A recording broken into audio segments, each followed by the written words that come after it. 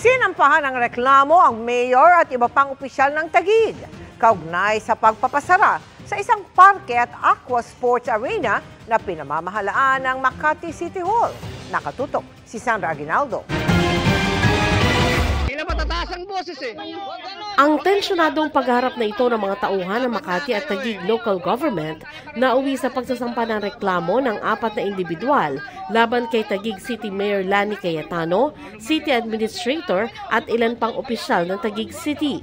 Reklamong illegal detention ang isinampa ng 3 habang grave coercion ang isinampa ng isa pa sa Taguig City Prosecutor's Office. Kaugnay sa pansamantalang pagsasara ng Taguig LGU sa Makati Park and Garden at katabing Aqua Sports Arena dahil sa kawalan umano ng permit.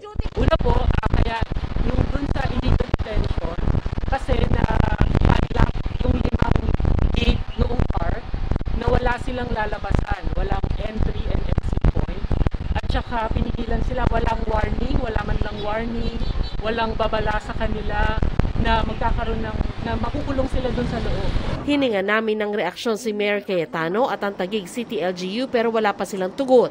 Para tiyaking hindi magkakainitan, binisita ni Interior Secretary Benher Abalos ang lugar.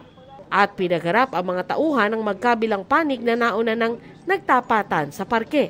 Trying to reach for both mayors, kina-clarify ko ano ba talaga issues dito. Is it about the building permit? Nang sa ganoon ay magawa natin ang solusyon nito between the two of them. I do hope that we sit down and really clarify the issues. Ang sitwasyon ngayon dito sa Makati Park and Garden, nasa labas na bahagi ng park yung mga empleyado ng Taguig City LGU. Tapos nasa loob naman yung mga empleyado ng Makati City. At makikita nyo nga, naglagay sila ng harang at naglagay din naman ng harang yung Taguig City LGU. Ang pakiusap na lamang sa kanila ng mga otoridad, sana hindi sila magkainitan. May mga pulis ding nagbabantay na wala raw papanigan. Pinapanatili po namin na ang peace and order dito sa West Rembo ay maayos at walang anumang tensyon na magaganap.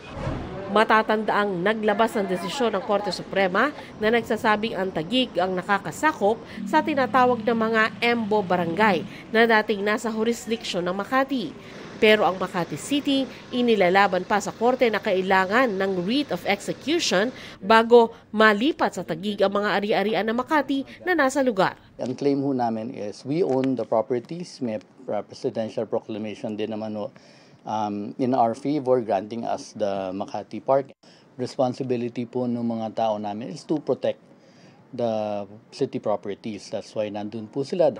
Sagot naman ng Taguig City LGU, ang hakbang nila ay alinsunod sa kapangyarihan ng local government, mga desisyon ng Korte Suprema at mga lokal na ordinansa na nagbibigay ng otoridad sa mga LGU na i-regulate ang mga negosyo, kalakal at aktibidad sa kanilang lugar. Para sa GMA Integrated News, Sandra Aguinaldo, Nakatutok, 24 Oras.